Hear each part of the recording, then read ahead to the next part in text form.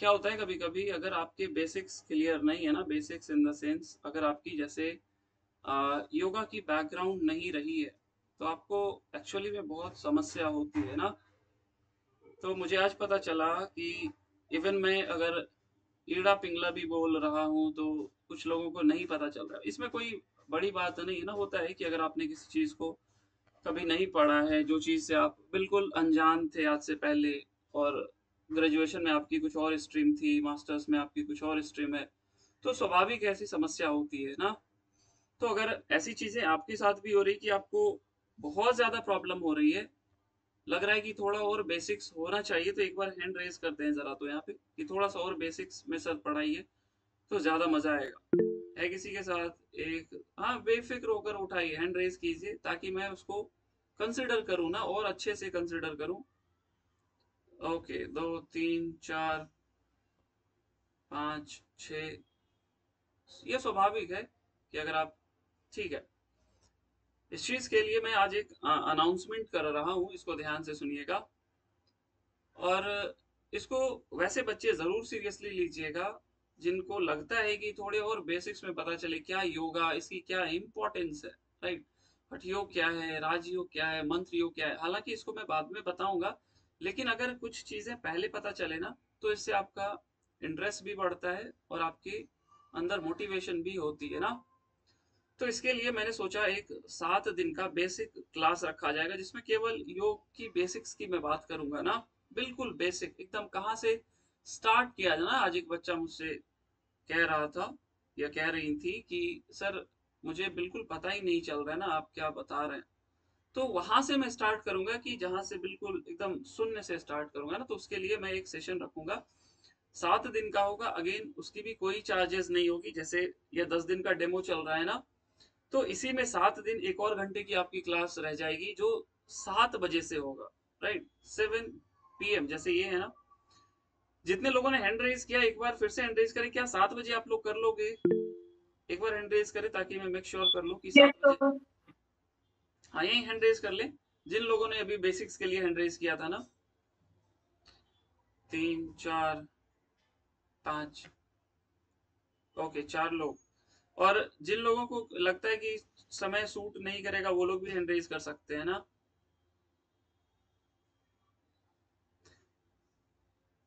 Okay, काजल जी, गुन्नू जी, यहाँ पे ना समस्या ये होगी कि देखो बेसिक्स क्लास में मुझे नहीं लगता ज्यादा बच्चे आएंगे।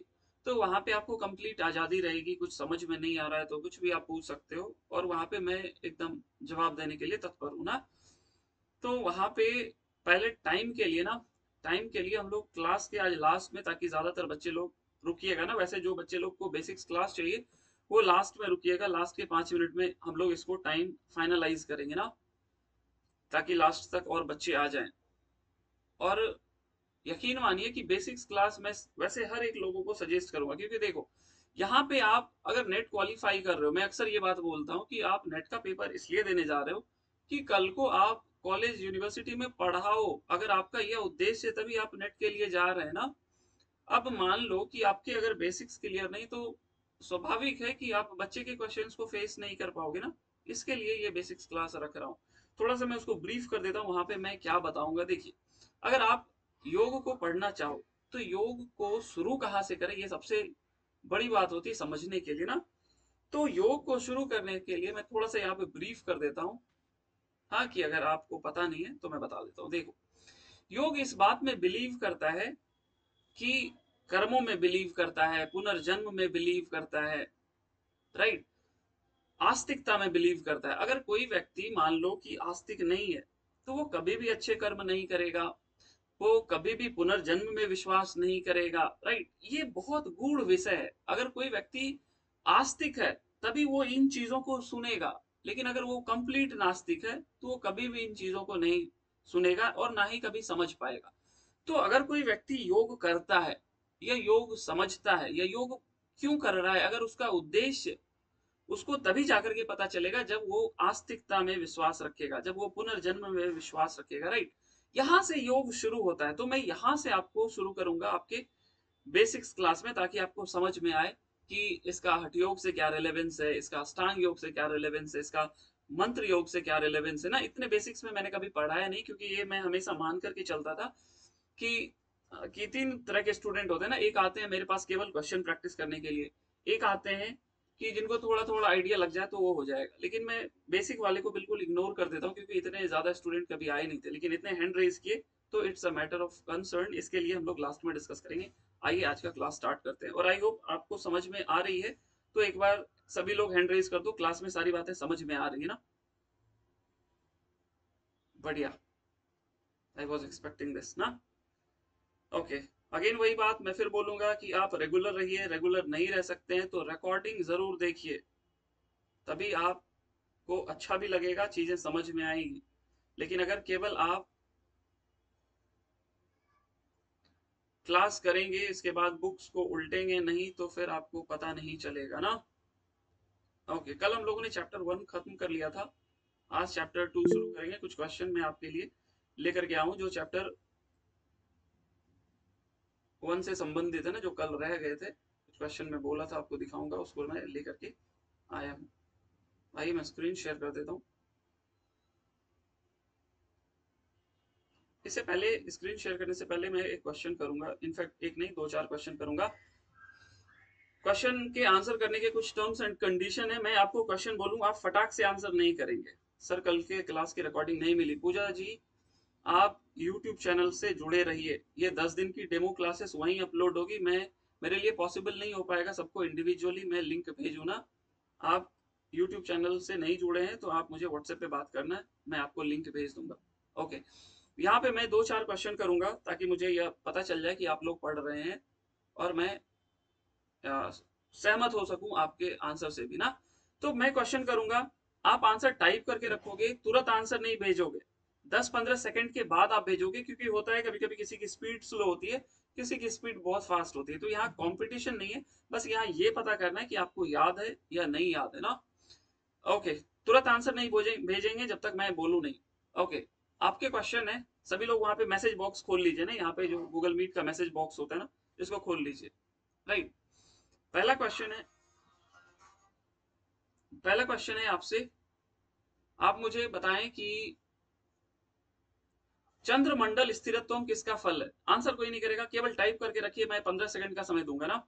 चंद्रमंडल स्थिरत्व किसका फल है। 1 2 3 4 5 6 7 8 9 10, भेजिए सभी लोग।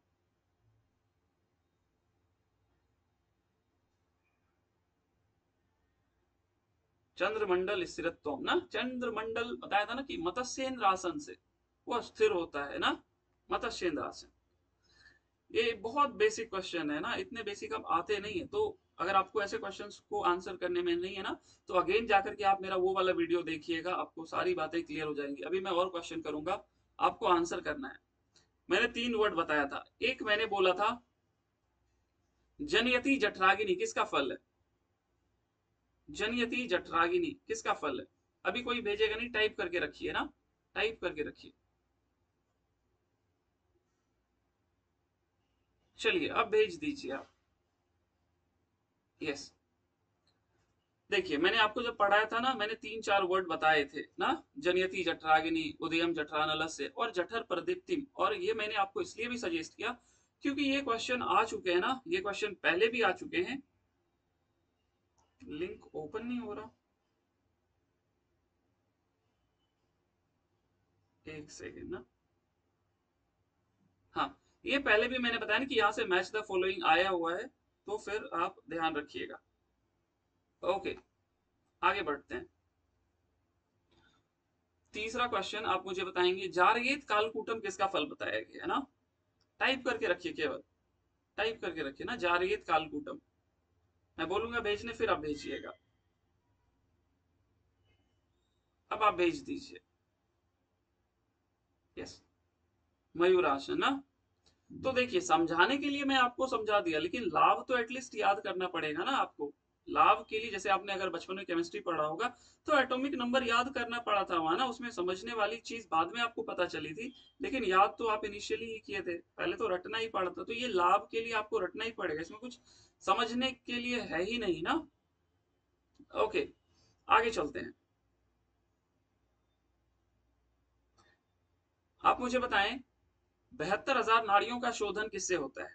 टाइप करके रखिए।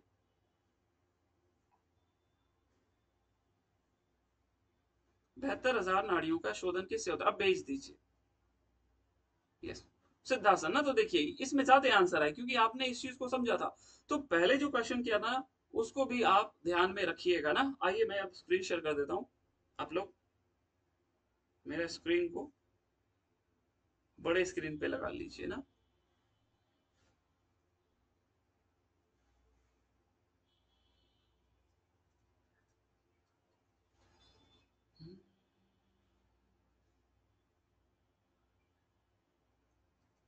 अच्छा, इसका आंसर भी टाइप कर दीजिए तो अनायास लग जाते हैं।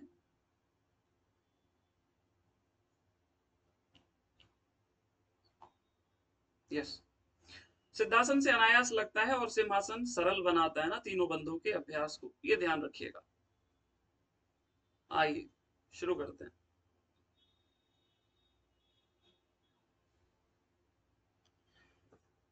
ओके, स्क्रीन हो रही है शेयर। इसका इसका पता नहीं कितने लोगों ने स्क्रीनशॉट लिया कि नहीं। देखिए यहाँ से ना ये जरूर आप याद रखिए। देखिए यहाँ पे ना मैंने लिख दिया ना, ये जठर प्रदीप्ति मत्स्येंद्रासन, पश्चिमोत्तानासन, उदयम जठरानलस्य और मयूरासन का यहाँ है ना। देखिए ये हालांकि ये जठराग्नि लिखा है, आगे में जनयति जठराग्नि कर दीजिएगा ना यहाँ पे। ठीक, जनयति जठराग्नि जो अभी मैंने आपसे पूछा था ना। तो इसको ध्यान रखिएगा, ये क्वेश्चन बनते हैं इसलिए इस बार आया था ये क्वेश्चन। ओके, कुछ क्वेश्चन मैं और लेकर के आया हूं आपके लिए। ये देखिए ना, यहाँ पे आप इसका आंसर टाइप करके बताएंगे सभी लोग। अब ये क्वेश्चन हालांकि वैसे है तो इजी, लेकिन अगर इसको संस्कृत में लिख दिया जाएगा तो आपके लिए बहुत डिफिकल्ट हो जाएंगे ना। मैसेज कीजिए इसका आंसर।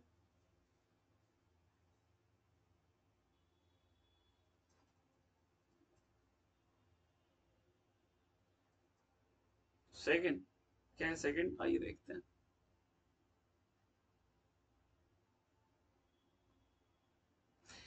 सेकंड, फिर से गर्म किया गया खाना, ये भी क्या है? अहितकारक है। सी, अधिक नमक और अधिक खटाई। ए सी ना। हाँ बढ़िया, सेकंड हो जाएगा। तो ये इजी क्वेश्चन है, थोड़ा सा श्लोक याद कर लीजिएगा। यहाँ पे यही अगर आपको दे देता ना, अधिक नमकीन, या परवल को लिख देता पटोलक, यहाँ क्षार दे देता, मक्खन में नवनीत दे देता, तो फिर क्वेश्चन का लेवल थोड़ा सा डिफिकल्ट हो जाता ना। और ऐसे क्वेश्चन आते हैं। एनीवे, आइए सेकंड चैप्टर स्टार्ट करते हैं। जिन लोगों को बेसिक्स के क्लास करने हैं ना, लास्ट में बने रहिएगा। लास्ट के 5 मिनट में हम लोग डिस्कस करेंगे। चलिए क्लास को स्टार्ट करते हैं। सेकंड चैप्टर का नाम है आपका कुंभक ना। कुंभक बताया था, और कुंभक के बारे में हम लोग यहाँ पे भी थोड़े डिटेल में पढ़ेंगे। कल मैंने आपको केवल कुंभक समझाया था। आई होप आपको अच्छे से समझ में आ गया होगा। नहीं आया होगा तो आप उसको देखिए। अब क्या बोला गया, सबसे पहला श्लोक, अथासने दृढ़ योगी ना। अब क्या हो गया, आसन में क्या हो गए, आप दृढ़ हो गए, आसन आपकी दृढ़ हो गई ना, आसन आपने कर लिया। अब इसके बाद क्या बोला गया, वसी हित मितासन ना, किसको वश में करके, इंद्रियों को नियंत्रण में करके, इंद्रियों को वश में करके, मिताहार का अभ्यास करके ना, यहीं पे मितासन, मिताहार का अभ्यास करके क्या करना है, गुरु के उपदेश, जैसे गुरु उपदेश करे ना, गुरु उपदिष्ट मार्गे ना प्राणायाम संभ्यसेत, फिर आप प्राणायाम का अभ्यास करेंगे। तो ये क्वेश्चन यहाँ से थोड़ा सा बन सकता है ऐसे करके कि आसन दृढ़ होने के बाद मिताहार का अभ्यास करके, किस चीज का अभ्यास करने के लिए, गुरु के उपदेश के अनुसार कहा गया है, नाड़ी शुद्धि का, प्राणायाम का, कुंभक मुद्रा का, ऐसे करके। तो ये ध्यान रखिएगा, प्राणायाम का बोला गया ना। आगे बढ़ते हैं। अब ये बातें कल मैंने बहुत डिटेल में बताया था। हल्का से इसको थोड़ा सा रिकॉल करा देता हूँ। क्या बोला, चले वातम चलम चितम। इसको ध्यान से सुनिएगा। देखिए हम लोग अक्सर क्या होता है, जो श्वास है ना, श्वास को और प्राण को एक ही मान लेते हैं, लेकिन ऐसा नहीं है। श्वास क्या है और प्राण क्या है, थोड़ा सा इसको समझते हैं। देखिए, प्राण हम लोग बोलते हैं ऊर्जा ना, जो आपके शरीर में है। जैसे कल मैंने बताया था ना, ईड़ा और पिंगला में क्या होता है, चेतन शक्ति और प्राण शक्ति का प्रवाह होता है। यही चीज आप मैटर में देखते हैं ना, वहां पे क्या होता है, एनर्जी होती है ना, वो इलेक्ट्रॉन घूमता रहता है, इलेक्ट्रॉन, प्रोटॉन, न्यूट्रॉन, वो वहां पे भी होती है, आपके बॉडी में भी होती है, हर चीज में वो एनर्जी होती है। लेकिन यहाँ पे उसी को हम लोग प्राण बोलते हैं, जो आपके शरीर में है ना, जो चित्त शक्ति, चेतन शक्ति, जिसकी वजह से आप सोचते हो, और प्राण शक्ति, जिसकी वजह से आप कार्य करते हो। तो श्वास क्या है, इसको समझते हैं। श्वास से क्या होता है, वो प्राण एग्जिस्ट करती है ना। जैसे प्राण क्या है? प्राण आप मानो अग्नि है, ठीक है? और श्वास क्या है? पेट्रोल है। तो जब पेट्रोल को आप अग्नि में देते हो तो क्या होता है? अग्नि बहुत तीव्र हो जाती है। उसी प्रकार जब आप श्वास अच्छे से लेते हैं, जब आप प्राणायाम करते हो, तो आपके अंदर जो ऊर्जा है उसका विस्तार होता है ना, वो विकसित होती है। तो वही डिफरेंस है प्राण और श्वास में। समझिए, वायु जो बाहर बह रही है वो प्राण नहीं है। प्राण आपके अंदर शुरू से है ना, जब से आप माँ के गर्भ में थे तब से वो प्राण निरंतर आपके अंदर एग्जिस्ट करता है ना। तो ये बात यहाँ पे क्या बोला गया देखिए। पहले बोला चले वातम, चले वातम चलम चितम। तो मैंने बोला था कल कि देखिए, जब तक आपके प्राण चलेंगे, जब तक आपकी श्वास चलती रहेगी, ये मन चलता रहेगा। लेकिन जब आप केवल कुंभक को अटेन कर लेते हो, जब आप केवल कुंभक की प्राप्ति कर लेते हो, तब फिर क्या होता है? आपके मन रुक जाते हैं। और इसी को मनोमनी अवस्था मैंने बताई थी, इसी को उन्मनी अवस्था बोलते हैं, इसी को समाधि अवस्था बोलते हैं। और कल मैंने यही बातें बताई कि पूरा उद्देश्य जो है वो इसी केवल कुंभक को अचीव करने का, इसी केवल कुंभक को प्राप्त करने का लक्ष्य है। केवल कुंभक प्राप्त हो जाएगा तो आगे आपको देखने को मिलेगा ना कि जो केवल कुंभक प्राप्त कर लिया, उसके लिए ऐसा क्या है जो प्राप्त करने योग्य नहीं बचा ना, सब कुछ उसको प्राप्त हो गया। इसकी महत्ता बताने के लिए आगे कहा जाएगा। ठीक उसी प्रकार सिद्धासन के लिए क्या बोला गया कि जब सिद्धासन से ही आपको निष्पत्ति अवस्था की प्राप्ति हो जाती है तो अन्य आसनों का क्या लाभ ना, तो उसकी महत्ता बताई थी। तो यहाँ पे क्या बोला गया? चले वातम चलम चितम। जबकि आपके क्या चल रहे हैं? श्वास चल रही है, तब तक आपकी चित्त चलायमान रहेंगे, मन की चंचलता शांत नहीं होगी। तो वही बोला चले वातम चलम चितम निश्चले निश्चलम भवेत। तो जैसे ही क्या हो जाएगा, ये रुक जाएगा, तो आपकी चित्त भी रुक जाएगी, वो भी रुक जाएगा। श्वास में अगर आपको केवल कुंभक की प्राप्ति हो जाती है, आपकी चित्त रुक जाएगी। और फिर योगी स्थान आपनोति ततो वायु निरोधयेत। और फिर क्या होता है कि जब आपकी प्राण रुक जाएगी, जब आपकी चित्त रुक जाएगी, उसके बाद क्या होगा? आप स्थिरता को प्राप्त होंगे ना। फिर योगी स्थिरता को प्राप्त होता है। अब आगे बढ़ते हैं अगले श्लोक की ओर। अब आगे क्या बोला?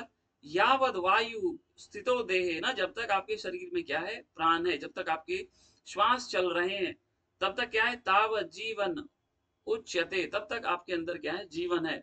और मरणम तस्य निष्क्रांति। तो जैसे ही क्या होगा? आप मर जाओगे। कब मर जाओगे? निष्क्रांति हो जाओगे, मर जाओगे ना। ततो वायु निरोधयेत, जैसे ही आपके शरीर में वायु का निरोध होगा, रुकेगा, तो आप मर जाओगे ना। ये बताया जा रहा है यहाँ पे। आगे क्या बोला गया? मलाकुलासु नाड़ीशु मारुतो नैव मध्यग। अब यहाँ पे देखिए, जैसे जैसे टर्म्स मिलते जाएंगे ना, मैं आपको समझाता जाऊंगा। अब यहाँ पे नाड़ी मिला तो थोड़ा सा मैं नाड़ी को समझा दूंगा। कल प्राण मिला था, प्राण को समझाया। केवल कुंभक मिला, केवल कुंभक को समझाया। नाड़ी को समझते हैं क्या होता है। यही बोला मैं कि आप एक दिन क्लास मत मिस करना, उसके बाद फिर आपका रिजल्ट नहीं हो तो फिर आप मुझे बोला ना। मैं बोला कि आप क्लास डेली करो, क्लास नहीं हो तो रिकॉर्डेड लेक्चर जरूर देखना। और यही चीजें मैं आपको बेसिक्स के क्लास में बताऊंगा जो अभी मैं यहाँ पे बता रहा हूँ। ओके, नाड़ी क्या होता है इसको समझते हैं। देखिए, नाड़ी की जो उत्पत्ति हुई है ना, नाड़ी शब्द जो हुई है उत्पत्ति, ये नद धातु से हुई ना, नद धातु। इसको बोलते हैं नाड़ी की उत्पत्ति जो है नद धातु से। अब नद मतलब क्या होता है? टू फ्लो, बहना ना। जैसे वायर्स में करंट बहती है ना, जैसे नदी में प्रवाह होता है, उसमें करंट होता है, उसको बोलते हैं बहना। और वो जो धातु जिससे उत्पन्न हुई उसको बोलते हैं नद। तो नद मीन्स टू फ्लो। तो फ्लो ऑफ व्हाट? किस चीज का प्रवाह? एनर्जी का प्रवाह आपके अंदर, चेतन शक्ति का प्रवाह आपके अंदर, प्राण शक्ति का प्रवाह। और ये आपके नर्व्स की बात नहीं की जा रही है, आपकी आर्टरी और वेन्स की बात नहीं की जा रही है ना। यहाँ पे जो नाड़ी की बात की जा रही है, यह आपके, अगेन इसको भी मैं आपको बेसिक्स के क्लास में बताऊंगा ना, कि हमारे अंदर 5 बॉडीज है, राइट। तो पहला है अन्नमय कोश, दूसरा है प्राणमय कोश। तो ये जो नाड़ी होती है ये प्राणमय कोश का विषय है। तो जैसे अन्नमय कोश में आपके क्या बहते हैं? आपके ब्लड बहती है, आपके जो नॉर्मल खाना खाते हैं वो चीज चलता है। लेकिन जब आप प्राणमय कोश की बात करते हैं, जिसमें नाड़ियों में प्राण का संचार होता है, जो प्राणमय कोश से संबंधित है, तो यहाँ पे नाड़ीशु, नाड़ी क्या होती है? 72,000 कहीं आप पढ़ोगे, कहीं 3.5 लाख पढ़ोगे, वो डजेंट मैटर। बस आप ये जानो कि आपके अंदर जो है ना, प्राणमय कोश में जो विषय वस्तु है वो नाड़ियां हैं। अब ये नाड़ियां में क्या होता है? एनर्जी का फ्लो होता है आपके, इसके अंदर प्राण शक्ति का फ्लो होता है। तो यहाँ पे क्या बोला गया है कि मलाकुलासु, जब आपकी जो नाड़ियां है वो क्या है? मलाकुलासु, ये सप्तमी विभक्ति है ना, मलों से भरी हुई है। क्या भरी हुई है? नाड़ियां। ये नाड़ियों में मल भरे हुए हैं। तो फिर क्या होगा? मारुतो नैव गच्छत। मारुतो मतलब क्या होता है? वायु। बोलिए या प्राण बोलिए ना। मारुतो नैव गच्छत, ये कभी भी नैव मध्यग। मध्यग मतलब क्या हो गया? बीच वाले भाग में। और बीच में क्या है? आपकी सुषुम्ना है ना, मैंने बताया था। ईड़ा इधर है, सॉरी ये पिंगला बन गया, ये ईड़ा इधर है और बीच में क्या है? सुषुम्ना है। तो जब आपकी नाड़ियां ना, वही जिसमें प्राण का प्रवाह हो रहा है ना, तो योग ऐसा कहता है कि जब वो एनर्जी का फ्लो सही से नहीं होता है, तब जाकर के ही आपको कोई रोग उत्पन्न होते हैं ना, कोई व्याधि उत्पन्न होती है। ये योग भी कहता है। ये आपके जो प्राकृतिक चिकित्सा जिसमें हम लोग देखते हैं ना, सुजोग थेरेपी वगैरह या एक्यूपंचर देखते हैं, वो भी यही बातें बोलते हैं ना, देयर आर 12 मेरिडियंस। तो उधर नहीं जाएंगे, बस आप वही चीज समझो जो वो बताता है एक्यूपंचर की जो थियरी है, वो इसी बात पे है ना, जो यहाँ पे बोली जा रही है। तो क्या बोला गया कि जब आपकी नाड़ियां मलों से व्याप्त है, भरी हुई है, तो कभी भी प्राण का संचार मध्य मार्ग में नहीं होगा, सुषुम्ना में नहीं होगा। और जब प्राण का प्रवाह सुषुम्ना में नहीं होगा, तो फिर क्या नहीं होगा? कथम ना, कथम स्याद उन्मनी भाव। तो उन्मनी भाव कहां से होगी? उन्मनी भाव मैंने बताया था कि जब आपके केवल कुंभक लग गई, वही उन्मनी हो गया, मनुमनी हो गई, राजयोग हो गई, समाधि हो गई, सब चीज वही होगी। तो जब बीच में, जब आपके सुषुम्ना में ही प्राण का प्रवाह नहीं होगा, तो कथम कैसे स्याद उन्मनी भाव, कैसे उन्मनी भाव होगा? और जब उन्मनी भाव ही नहीं होगा, तो कार्यम सिद्ध कथम भवे। तो कार्य सिद्धि कैसे होगी? कार्य सिद्धि क्या है? आपकी राजयोग, यही तो कार्य सिद्धि है, इसी के लिए तो आप हठयोग कर रहे हो। तो कार्य सिद्धि कथम भवे, तो कार्य ही सिद्ध नहीं होगा। क्यों? क्योंकि सुषुम्ना में प्राण का प्रवाह नहीं हो रहा है। और इसमें क्यों नहीं होगा? क्योंकि ईड़ा और पिंगला आपके बैलेंस नहीं है। तो यही बात बोला, जब तक नाड़ियां मलों से भरी हुई है, तब तक सुषुम्ना में प्राण चल नहीं सकता। फिर उन्मनी भाव कैसे होगा? और तब कार्य सिद्धि कैसे होगी? इसलिए अशुद्ध नाड़ी में यह संभव नहीं है। आगे बढ़ते हैं।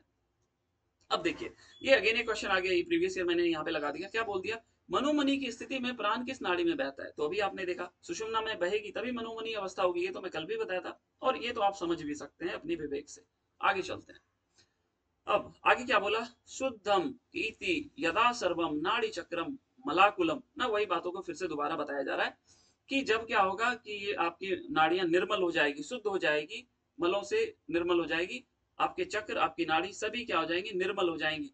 तदैव तब क्या होगा? जायते योगी प्राण संग्रहणे क्षम। तब जाकर के आप प्राण को रोक पाओगे, मतलब आप केवल कुंभक कर पाओगे। कब? जब आपके प्राण का प्रवाह सुषुम्ना में होगा। ये नहीं होगा तो केवल कुंभक कभी नहीं लगेगा। ये बात आप आज समझ लो, हो सकता है कुछ पढ़ लो फिर समझो, लेकिन ये अभी ही मान लो। प्राण का प्रवाह सुषुम्ना में होगा, तब जाकर के केवल कुंभक लगेगा, अदरवाइज केवल कुंभक नहीं लगेगा। ये आप ध्यान रखिए। आगे चलते हैं। आगे क्या बोला? प्राणायाम तथा कुर्यात नित्यम सात्विकया धिया ना। फिर क्या बोला गया?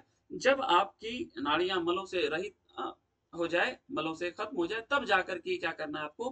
प्राणायाम का अभ्यास करना है, नित्य करना है। कैसे करना है? सात्विक धिया, सात्विक बुद्धि से करना है। और फिर यथा सुषुम्ना नाड़ी तथा मला शुद्धि प्रयांति च ना, फिर जाकर के आपके सुषुम्ना में प्राण का प्रवाह होगा ना, जब आप प्राणायाम करोगे। क्लियर है? आगे बढ़ते हैं। अब ये यहाँ पे इंपॉर्टेंट है, देखिए यहाँ पे क्या लिख दिया? बद्ध पद्मासन। तो यहाँ पे सबसे पहले नाड़ी शुद्धि की विधि बताएंगे। तो नाड़ी शुद्धि के लिए क्या बोल दिया गया कि आप बद्ध पद्मासन में बैठो।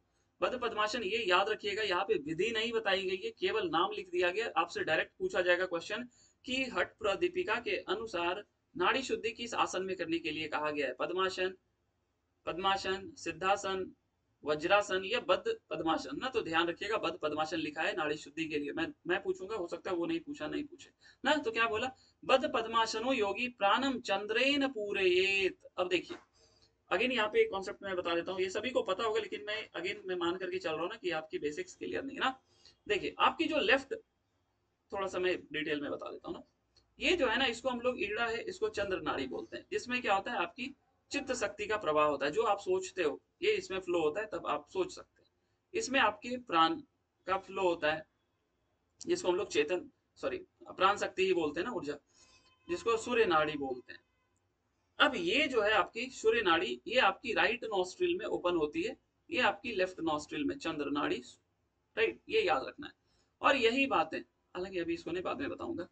अब यही बातें यहाँ पे बोल दी गई, क्या बोला गया, जब बद पद्मासन लगा लो फिर आपको क्या करना है, चंद्रेन पूरयेत, तो आप क्या करेंगे, पूरक मतलब श्वास लेना, तो लेफ्ट नॉस्ट्रिल से क्या करेंगे आप पूरक करेंगे, श्वास लेंगे।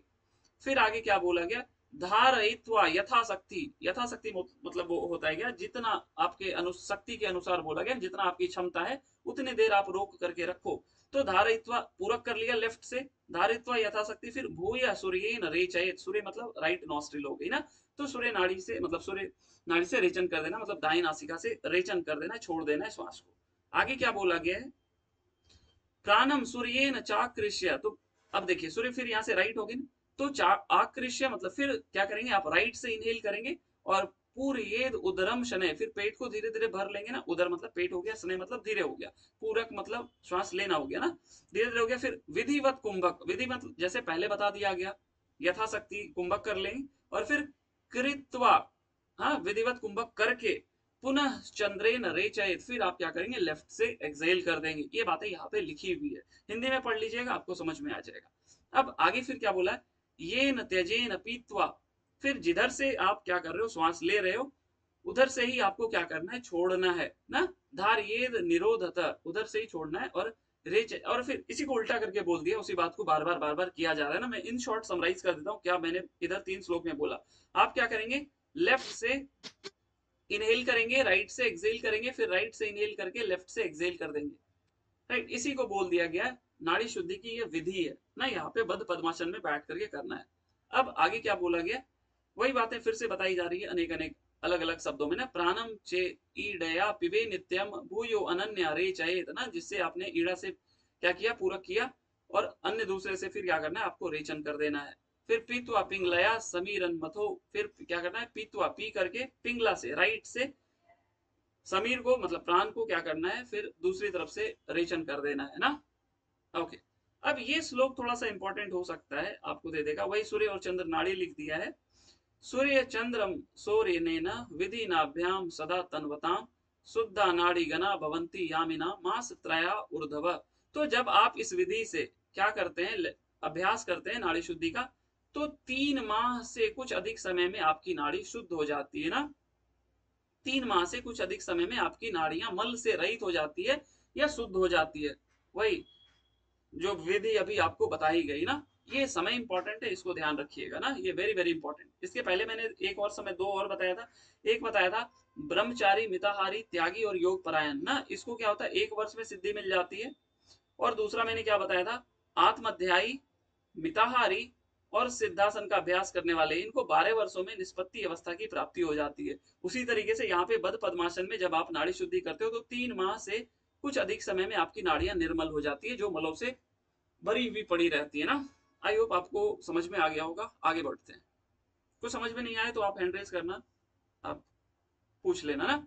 अब ये करना कितने समय है, कब कब करना है, तो बोला प्रातः सुबह, मध्य दिने दिन के मध्य में, सायं शाम में, कुछ बोलना है ममता जी, और अर्धरात्रि, 4 समय बोल दिया गया ना। जी चौकी सर। बोलिए। सर इसमें जो लिखा हुआ है मास, मंथ, महीना बोला जाएगा या साल?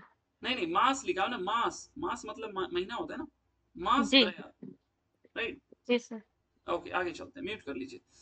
तो ये 4 बार करना, ये ध्यान रखना है आपको, ये बहुत पहले आते थे अब आते नहीं है, अगर आ जाए तो आपके लिए बोनस क्वेश्चन होगा ना। प्रातः मध्य दिन, सॉरी प्रातः दिन के मध्य में, शाम में, और रात्रि अर्धरात्रि में। और कितनी बार करना है, शनय ऋषिति पर्यंतम ना, धीरे धीरे क्या करना है आपको 80 तक लेकर के जाना है। क्षिति मतलब होता है 80। चतुर्वारम, 4 बार हो गया ये, 1 2 3 4, 4 बार करना है, टाइम बता दिया, 80 बार करना है ना। अब देखिए यहाँ पे क्या बोला गया है, जब आप अभ्यास करेंगे तो सबसे पहले क्या हो गया, कनीयसी भवेत स्वेद ना, जब आप स्टार्टिंग में क्या होगा सर आपके, सर इसमें लिखा है ना कि प्रत्येक बार 80 बार करना है। कहाँ पे, सर उसी में 11th श्लोक में। देखिए यहाँ पे ना 2 तरह की बात होती है, मैं आपको समझाता हूँ, दोनों बातें मैं समझा देता हूँ ना। अक्सर लोग यही बोल करके निकल जाते हैं जो मैं बोल करके निकला, लेकिन मैं आपको दोनों बात समझाता हूँ। देखिए यहाँ पे जब आप 80 बार क्या बोला गया है, धीरे से दोनों बात समझ लीजिएगा आप, मैं आपको दोनों बातें बता देता हूँ। यहाँ पे 80 बार क्या हो गया, या तो आप क्या करो एक बार में 20 कर लो, 20 कुंभक कर लो, 20 कुंभक कर लो, 20 कुंभक कर लो, ठीक है, ये एक हो गया। दूसरा क्या हो गया, ऐसे बोला जाता है कि आपको हर एक बार 80 बार करना है, 80 बार करना है ऐसे करके।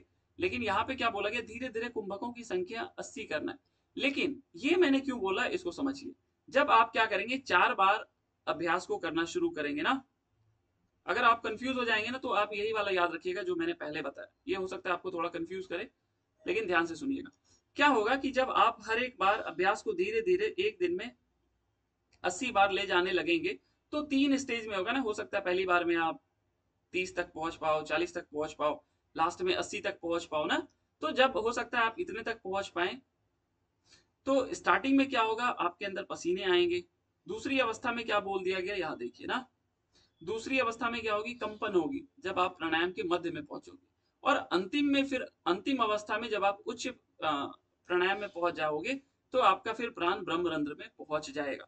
तो यहाँ पे दो बातें आती है, आपको मैं दोनों बातें बता दिया ना। एक तो क्या हो गया कि आप दिन में, दोपहर में, शाम में, रात में 20-20 कर लो, आपके 80 हो जाएंगे, ठीक है।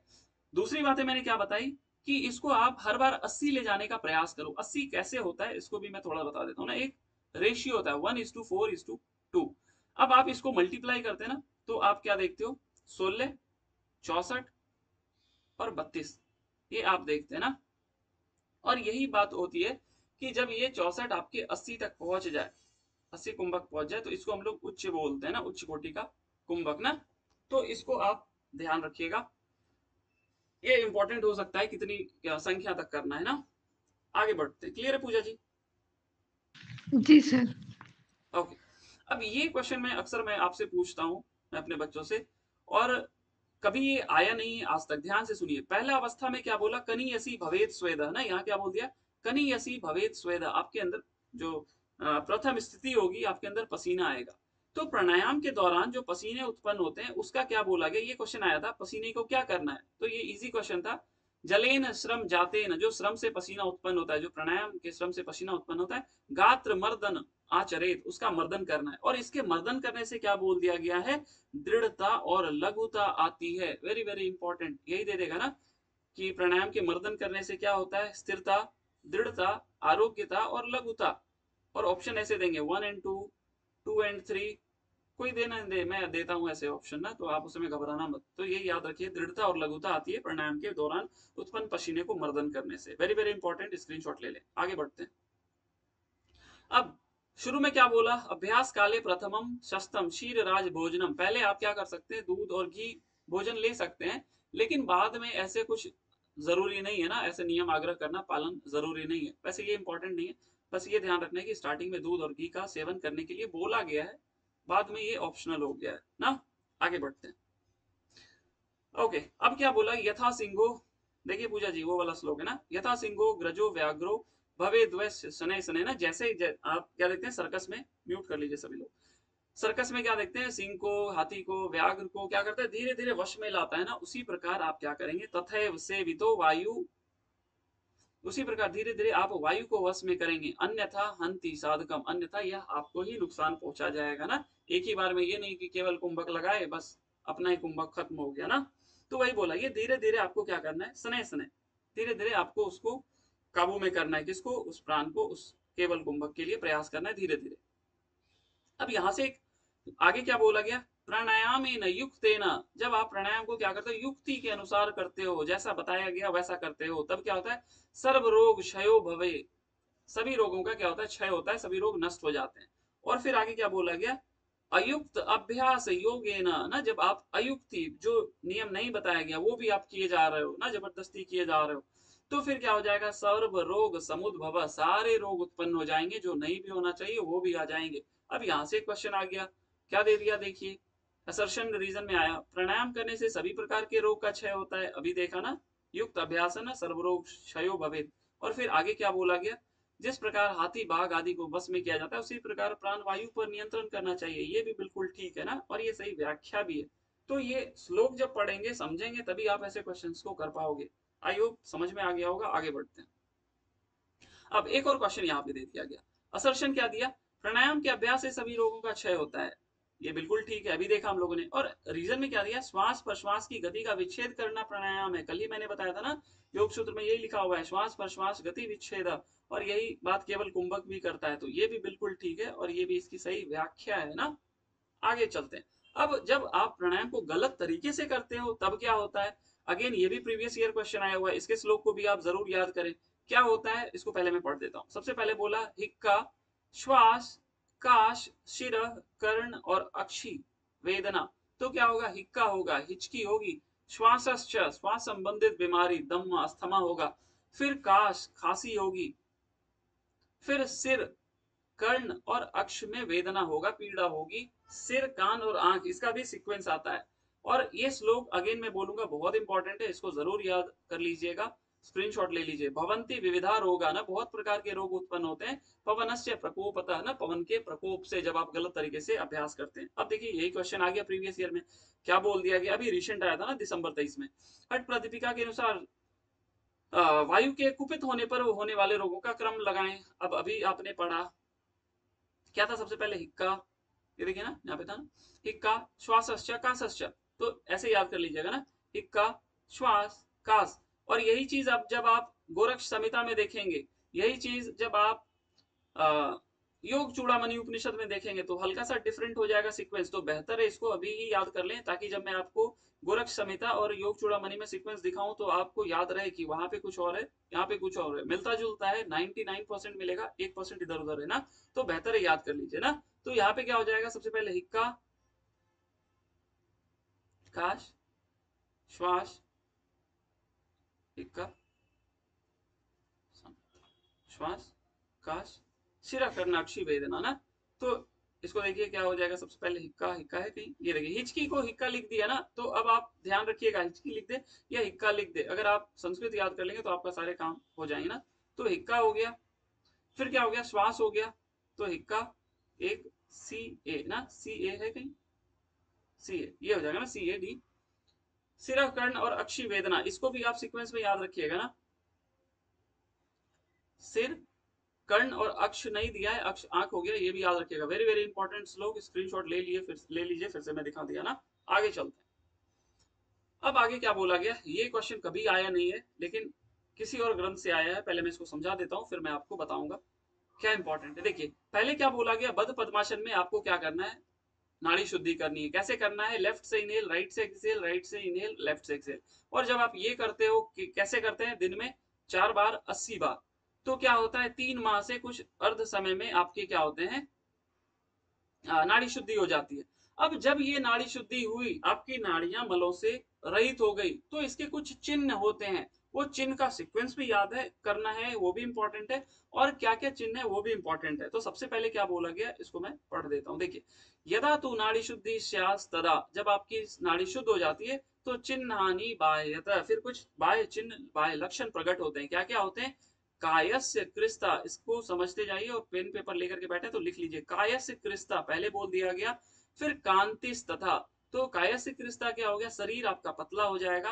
कांति बोल दिया गया, ग्लो आ जाएगा आपके शरीर से, में चेहरे पे चमक आ जाएगी, शरीर में ग्लो आने लग जाएगा ना, तो कांति हो गई। तो एक हो गया कायस्य कृस्ता, दूसरा कांतिस तथा। फिर क्या बोला गया, यथेष्ट धारणम वायु, आप इच्छा अनुसार श्वास को रोक सकेंगे, राइट, ये थर्ड हो गया।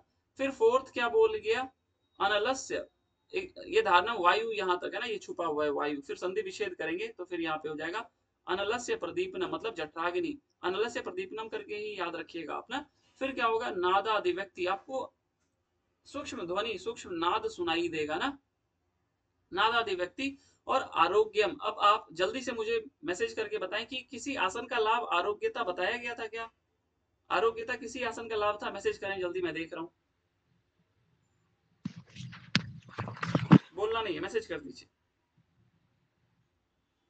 पश्चिमोत्तानासन, यस, बढ़िया ना, वहां पे लास्ट में लिखा हुआ था ना पश्चिमोत्तानासन, बहुत बढ़िया, सभी ने किया, केवल एक ने, दो ने, चलिए बढ़िया। आप पढ़ेंगे तभी आपको ध्यान रहेगा, नहीं पढ़ोगे तो गड़बड़ हो जाएगी ना।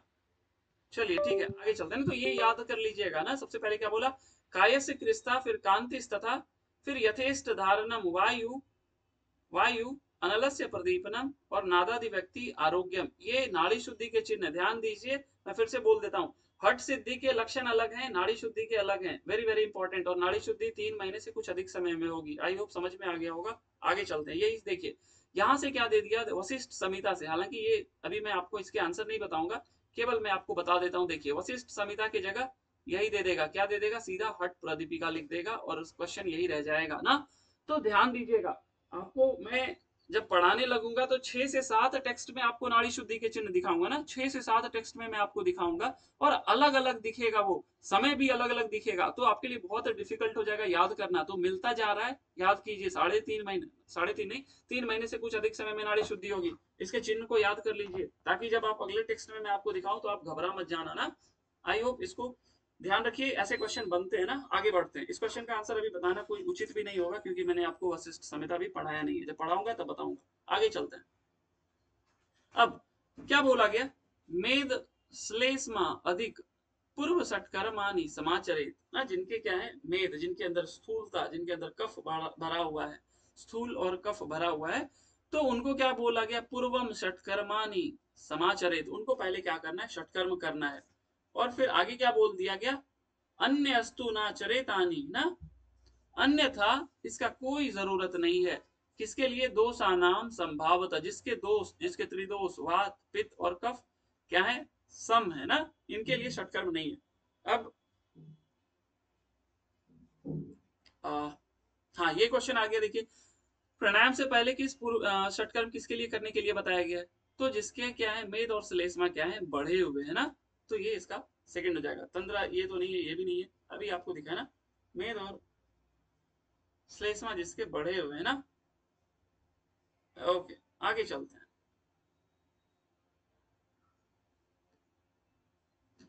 अब अगेन ये सीक्वेंस पहले आता था, आजकल आ नहीं रहा, लेकिन ये जितने ग्रंथ में दिखे इसके सीक्वेंस को याद कर लीजिएगा। क्या बोला गया, धोतिर वस्तिस तथा नेति त्राटकम नौलिकम तथा, ये आपके षटकर्म है ना, यहाँ ऊपर जो दिखाया गया ये षटकर्म, ये षटकर्मानी है ना। तो षट मतलब क्या हो गया, 6, और 6 कौन कौन से हो गए, यही धोती, बस्ती, नेति, त्राटक, नौली और कपालभाति, ये 6 का सीक्वेंस आपको याद रखना है, बहुत इंपॉर्टेंट है, इसको जरूर याद रखिएगा। आगे बढ़ते हैं। इसमें कुछ समझाना नहीं है, क्योंकि आगे एक एक अभी मैं समझाने ही वाला हूं ना। अब आगे क्या बोला गया, कर्म षटकम इदम गोप्यम, ये क्या है, गोपनीय है। देखिए हट विद्या, हर एक स्टार्टिंग में ही बोल दिया गया ना कि आप जब हट विद्या को प्रकाशित करेंगे तो वीर निर्वीर हो जाएगी ना, भवेद वीरवती गुप्ता ना, जब आप इसको गुप्त रखते हैं तो ये क्या होता है, वीरवती होती है। और जब आप निर्वीर या तो प्रकाशिता, जब आप इसको क्या करते हैं, प्रकाशित करते हैं, तो ये निर्वीर हो जाती है। ये पूरे हट ग्रंथों के एक एक अभ्यास के लिए ना, ये पूरे मान करके चलिए, पूरी हट विद्या गोपनीय ही है। क्या बोला गया, कर्म षटकम इदम गोप्यम घट शोधन कारकम ना, ये क्या, घट का अर्थ होता है शरीर ना, घट का अर्थ होता है शरीर। हम लोग गैरंट संहिता में इसको अच्छे से समझेंगे, बट अभी के लिए समझ लेना, घट शोधन कारकम, ये शरीर के शोधन करने के क्या है, कारक हैं, जिसके शरीर सहायता से शरीर की शुद्धि होगी। और विचित्र गुण संध्यायी, और ये विचित्र गुण देने वाले हैं ना, विचित्र गुण, विचित्र सिद्धि देने वाले हैं। पूज्यते योगी पुंगवय, ऐसा सिद्ध योगी कहते हैं ना, या इसको इंपॉर्टेंस देते हैं। अब एक एक करके समझेंगे। धोती क्या होती है, आई होप आपने इसको प्रैक्टिकल सेशन में किया होगा, अगर आप रेगुलर से मास्टर्स कर रहे होंगे या किए होंगे ना। लेकिन वहां पे क्या किया वो इंपॉर्टेंट नहीं है, यहाँ पे क्या लिखा हुआ है ये ज्यादा इंपॉर्टेंट है। तो यहाँ पे क्या बोला गया, चतुर अंगुल विस्तारम ना, चतुर अंगुल क्या होता है, जब आप हाथ की उंगलियों को ऐसे करके लगाते हैं ना, तो इतना विस्तार का कपड़ा होना चाहिए। और हस्त पंच दशायतम, और एक हाथ कितना बोला गया, जैसे ये है ना, मान लीजिए ये आपकी एल्बो हो गई ना, तो ये एक हाथ होता है ना, ये एक हाथ इसको बोलते हैं, ये पूरा एक हाथ नहीं बोलेंगे ना, ये एक हाथ हो गया। तो ये 15 हाथ क्या बोला गया, हस्त पंच दशायतम, 15 हाथ लंबा होना है। और गुरु उपदिष्ट मार्गे ना, मैंने पहले ही बताया हठ योग बिना गुरु के शुद्ध नहीं होगी ना, जैसा गुरु उपदेश देंगे वैसे ही करना है, तो वही बात यहाँ पे बोली गई। गुरु उपदिष्ट मार्गे ना सिक्तम वस्त्रम स्नैर ग्रसेत, तो उस वस्त्र को, उस कपड़े को क्या करना है, स्नैर ग्रसेत ना, धीरे धीरे ग्रसन करना है, खाना है, निगलना है। और पुनः प्रत्याहारेच, और फिर क्या करना है, पुनः उसको निकाल देना है, उदितम। और इसी को धोती कर्म बोल दिया गया, यही धोती है। क्या बोला गया, एक बार मैं फिर बता देता हूँ, 4 अंगुल चौड़ा, 15 हाथ लंबा, वस्त्र को क्या करना है, निगलना है, जैसा गुरु बता रहे हैं, और उसको फिर बाहर निकाल देना, यही धोती हो गई।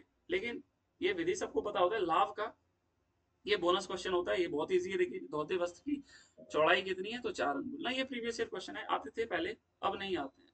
अब देखिए यहाँ पे क्या बोला गया, का श्वास प्लीह कुष्ठ कफ रोगांश च विंसति, बेहतर होगा आप इसको इसी क्रम में याद कर लें, क्योंकि क्रम आते हैं और याद करना ही है तो क्यों ना श्लोक ही याद करें। भगवत गीता के श्लोक आपने याद किए, योग सूत्र के सूत्रों को याद किया, तो इसके श्लोकों को भी याद कीजिए। क्या बोला गया, कास।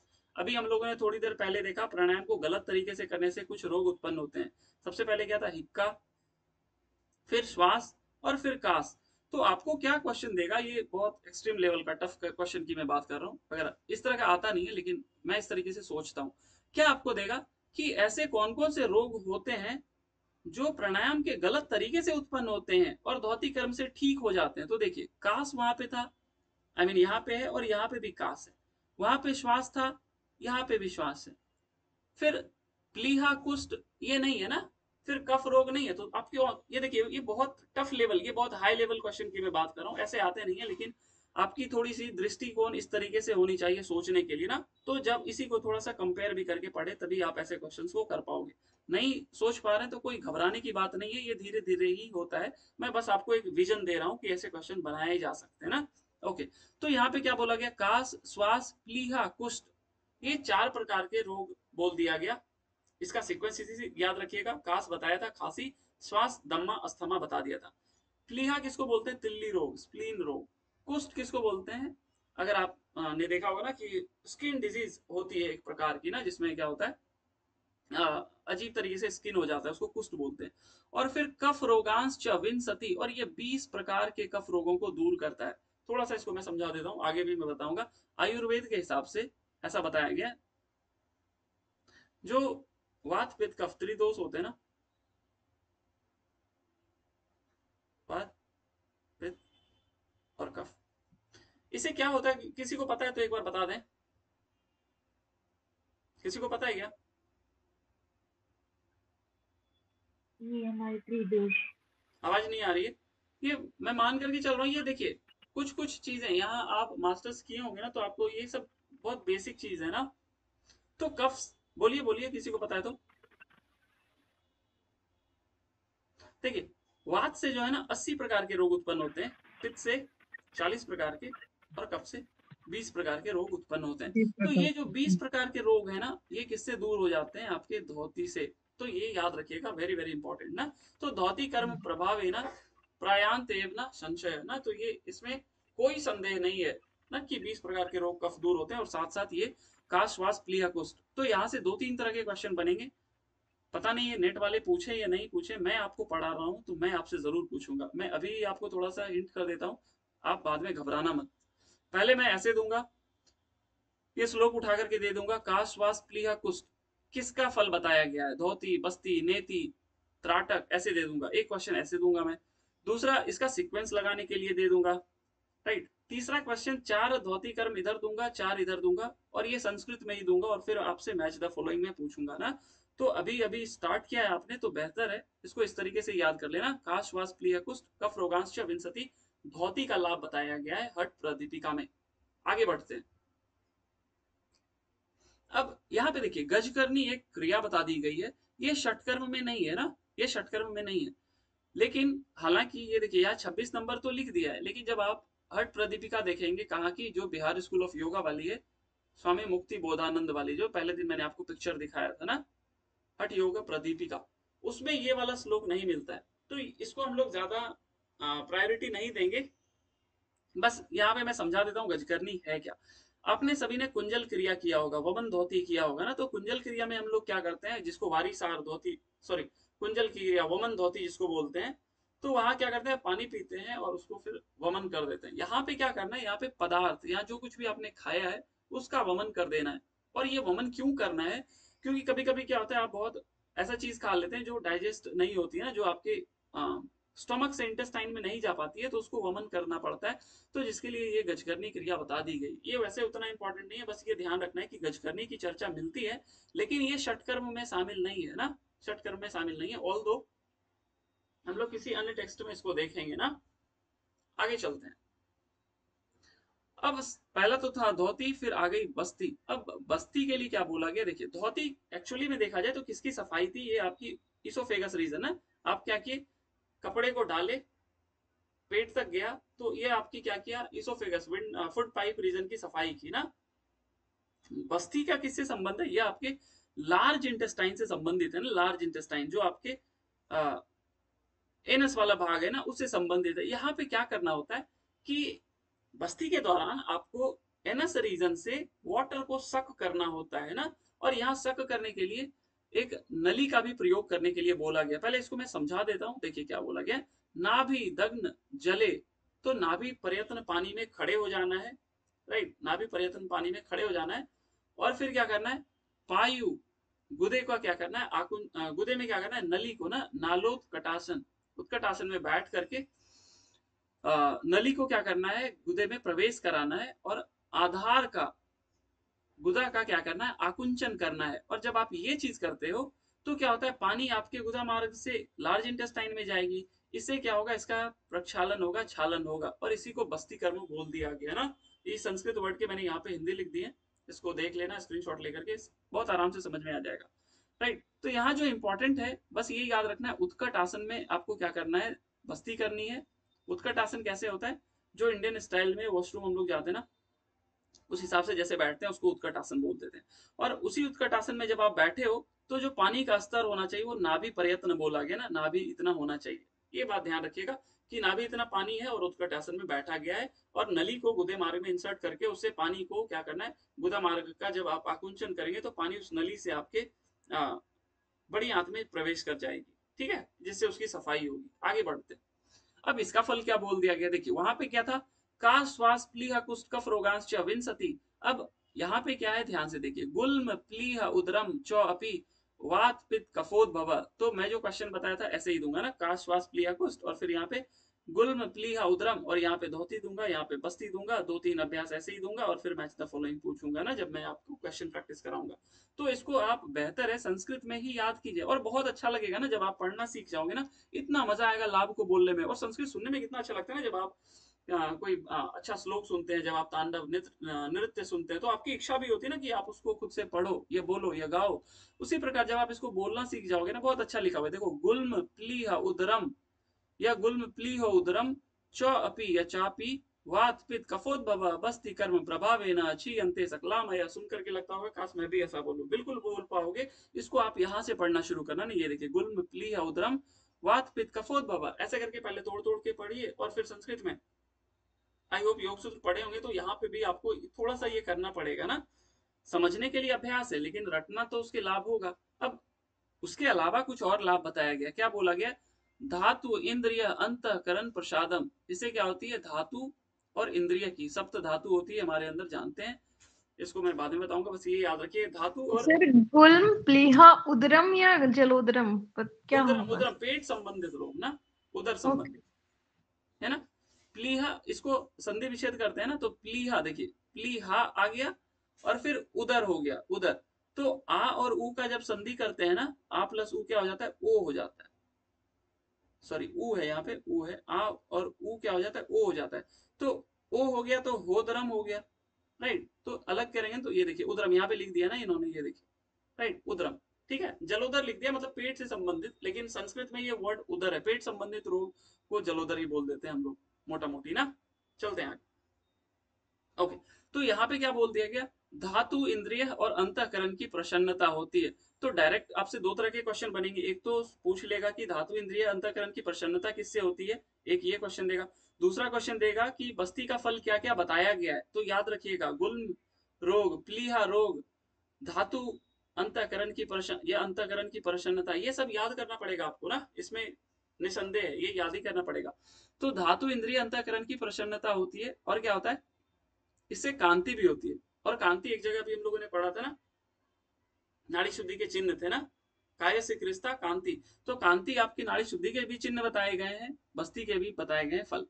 फिर दहन प्रदीप्ति, जठराग्नि भी बढ़ती है। तो क्वेश्चन ऐसे आता है, जठराग्नि किसका फल बताया गया, धोती से था क्या, नहीं, धोती से जठराग्नि नहीं बताई थी, इसको ध्यान रखिएगा, धोती से जठराग्नि हट प्रदीपिका में नहीं बताई गई है ना, दहन प्रदीप्ति। फिर क्या बोला, अशेष दोष अशेष दोष मतलब क्या, जो आपके दोष असम होते हैं ना, जो अशेष दोष जैसे आपके त्रिदोष होते हैं, जब वो क्या होते हैं, असम हो जाते हैं ना, वात पित्त कफ असम हो जाते हैं, उसको क्या करता है, उसका भी शोषण करता है एक तरीके से, उसको भी बैलेंस करता है। और फिर इसी को एक तरीके से निहन्याद अभ्यास मानम जल बस्ती कर्म, और यही क्या है, बस्ती कर्म है। तो इसके दोनों लाभ याद रखिएगा, एक तो ये गुल्म प्लिया उदरम वात पित्त कफोद्भव, और यहाँ देखिए ये त्रिदोष ये लिख दिया ना, वात पित्त कफोद्भव, तो ये तीनों त्रिदोषों में भी लाभदायक है, ये भी हो जाएगा क्वेश्चन। त्रिदोष, जठराग्नि, कांति और प्लीहा रोग वगैरह वगैरह जो हम लोग ने पहले देखा। ओके, आगे फिर नीति के लिए क्या बोला गया, सूत्रम वितस्तिमानम सुस्निग्धम नासा नाले। ठीक है, इसको हम लोग यहीं पे रखते हैं, कल से नीति करेंगे, कल आपका ये सेकंड चैप्टर मान करके चलो खत्म हो जाएगा। कुंभक और षटकर्म थोड़ा सा हम लोग डिस्कस कर लेते हैं, जो मैंने स्टार्टिंग में बात छेड़ी थी ना, बेसिक्स क्लास की ना, 6-7 दिन का हम लोग एक बेसिक क्लास रखेंगे, इसको मैं यहीं पे स्टॉप कर देता हूँ। उसके लिए हम लोग एक टाइम डिसाइड कर लेते हैं। आई होप जो लोग रुके होंगे अब वही लोग यहाँ पे ना, एक्चुअली मैं बेसिक क्लास के लिए ही रुके होंगे, ये मैं मान करके चल रहा हूँ ना। तो आप एक बार सभी लोग हैंड रेज कर दो, कितने लोगों को बेसिक क्लास करनी है, जिनको जरा भी आइडिया नहीं है, ताकि मुझे आइडिया लग जाए कितने लोग हैं ना। Okay, 3, only 3, 4, 5। हाँ, और डिटेल में, बहुत डिटेल में मैं बताऊंगा तो आपको यकीन मानो बहुत अच्छा लगेगा ना। थोड़ा आइडिया है सर, जरा भी नहीं है। 11 ना, 11 लोगों, बहुत है। 11 संख्या अपने आप में बहुत होती है ना। 12, 13, हाथ बढ़ता ही जा रहा है, लग रहा है आप लोगों को पढ़ने में बहुत मजा आ रहा है। सभी ने हैंड रेस कर दिया। चलो कोई बात नहीं, मेरे लिए अच्छी बात है कि मैं आप लोगों को और बेहतर तरीके से बता पाऊँ ना।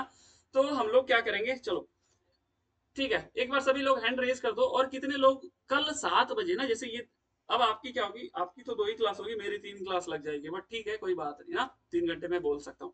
एक क्लास 7 से 8 होगा जो बेसिक होगा, 7 दिन, इसके लिए भी नो चार्जेस, आप आराम से करो।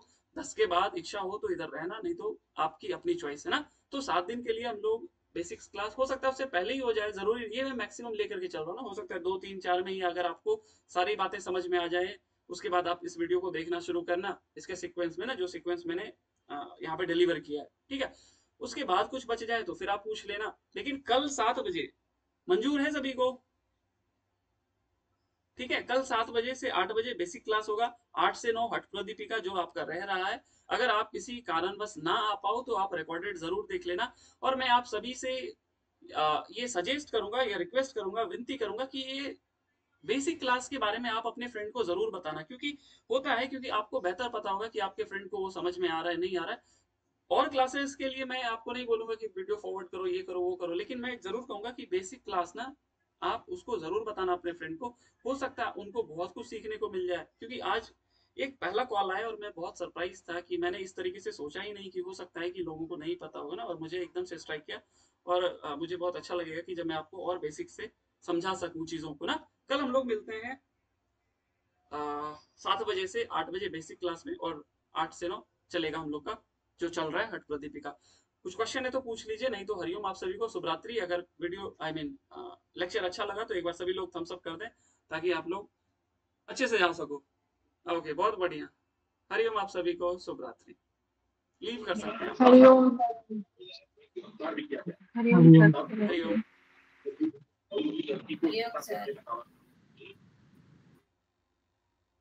बेसिक क्लास की लिंक वही रहेगी, याद रखना है ना, बेसिक क्लास की लिंक। शुभरात्रि, हरिओम, excellent class, thank you Reena ji. आइए 9 बजे वाले क्लास में जो लोग हैं यहाँ पे।